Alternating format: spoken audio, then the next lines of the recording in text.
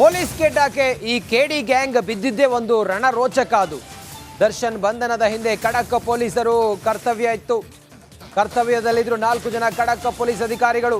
ಇವರಿದನ್ನ ಬಹಳ ನೀಟಾಗಿ ನಿಭಾಯಿಸಿದ್ರು. ಯಾರ ಪ್ರಭಾವಕ್ಕೂ ಕೂಡ ಒಳಗಾಗದೆ 4 ಅಧಿಕಾರಿಗಳು ಕೆಲಸ ಮಾಡಿದ್ರಿಂದಾಗಿ ಇದರ ಆಳ ತಾಳ ಪ್ರತಿಯೊಂದು ಕೂಡ ಈಗ ಬಯಲಾಗಿದೆ. ಯಾರ್ಯಾರಿದ್ರು ಅಂತ ಹೇಳಿ ನೋಡಿದ್ರೆ 4 ಜನ ಹಿರಿಯ ಅಧಿಕಾರಿಗಳಿದ್ರು.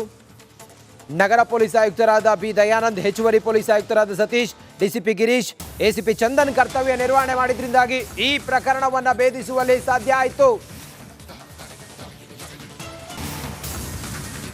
ಪೊಲೀಸ್ ಕೆಡ್ಡಾಕೆ ಈ ಕೇಡಿ ಗ್ಯಾಂಗ್ ಬಿದ್ದಿದ್ದೇ ಒಂದು ರಣರೋಚಕ. ಅದು ದರ್ಶನ್ ಬಂಧನದ ಹಿಂದೆ ಖಡಕ್ ಪೊಲೀಸರು ಕರ್ತವ್ಯ ಇತ್ತು.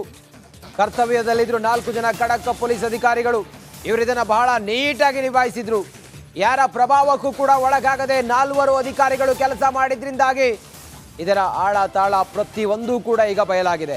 ಯಾರ್ಯಾರಿದ್ರು ಅಂತ ಹೇಳಿ ನೋಡಿದ್ರೆ 4 ಜನ ಹಿರಿಯ ಅಧಿಕಾರಿಗಳಿದ್ರು. ನಗರ ಪೊಲೀಸ್ ಆಯುಕ್ತರಾದ ಬಿ ದಯಾನಂದ್, ಹೆಚ್ಚುವರಿ ಪೊಲೀಸ್ ಆಯುಕ್ತರಾದ ಸತೀಶ್, ಡಿಸಿಪಿ ಗಿರೀಶ್, ಎಸಿಪಿ ಚಂದನ್ ಕರ್ತವ್ಯ ನಿರ್ವಹಣೆ ಮಾಡಿದ್ರಿಂದಾಗಿ ಈ ಪ್ರಕರಣವನ್ನು ಭೇದಿಸುವಲ್ಲಿ ಸಾಧ್ಯ ಆಯಿತು.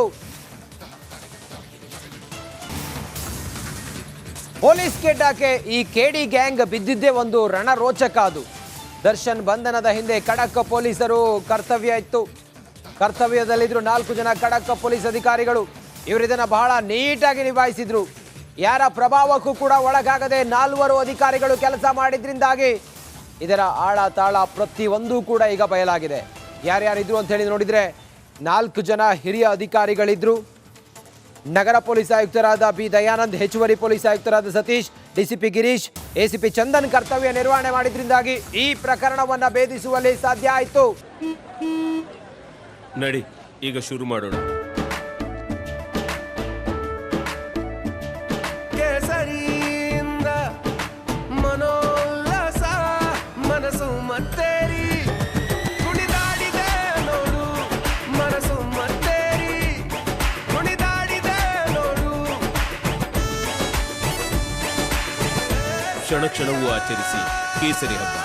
ವಿಮಲ್ ಬಾಯಲ್ಲಿ ಹೇಳಿ ಕೇಸರಿ. ಪೊಲೀಸ್ ಕೆಡ್ಡಾಕೆ ಈ ಕೇಡಿ ಗ್ಯಾಂಗ್ ಬಿದ್ದಿದ್ದೇ ಒಂದು ರಣರೋಚಕ. ಅದು ದರ್ಶನ್ ಬಂಧನದ ಹಿಂದೆ ಖಡಕ್ ಪೊಲೀಸರು ಕರ್ತವ್ಯ ಇತ್ತು. ಕರ್ತವ್ಯದಲ್ಲಿದ್ರು 4 ಜನ ಖಡಕ್ ಪೊಲೀಸ್ ಅಧಿಕಾರಿಗಳು. ಇವರಿದನ್ನ ಬಹಳ ನೀಟಾಗಿ ನಿಭಾಯಿಸಿದ್ರು. ಯಾರ ಪ್ರಭಾವಕ್ಕೂ ಕೂಡ ಒಳಗಾಗದೆ 4 ಅಧಿಕಾರಿಗಳು ಕೆಲಸ ಮಾಡಿದ್ರಿಂದಾಗಿ ಇದರ ಆಳ ತಾಳ ಪ್ರತಿಯೊಂದು ಕೂಡ ಈಗ ಬಯಲಾಗಿದೆ. ಯಾರ್ಯಾರಿದ್ರು ಅಂತ ಹೇಳಿ ನೋಡಿದ್ರೆ 4 ಜನ ಹಿರಿಯ ಅಧಿಕಾರಿಗಳಿದ್ರು. ನಗರ ಪೊಲೀಸ್ ಆಯುಕ್ತರಾದ ಬಿ ದಯಾನಂದ್, ಹೆಚ್ಚುವರಿ ಪೊಲೀಸ್ ಆಯುಕ್ತರಾದ ಸತೀಶ್, ಡಿಸಿಪಿ ಗಿರೀಶ್, ಎಸಿಪಿ ಚಂದನ್ ಕರ್ತವ್ಯ ನಿರ್ವಹಣೆ ಮಾಡಿದ್ರಿಂದಾಗಿ ಈ ಪ್ರಕರಣವನ್ನು ಭೇದಿಸುವಲ್ಲಿ ಸಾಧ್ಯ ಆಯಿತು.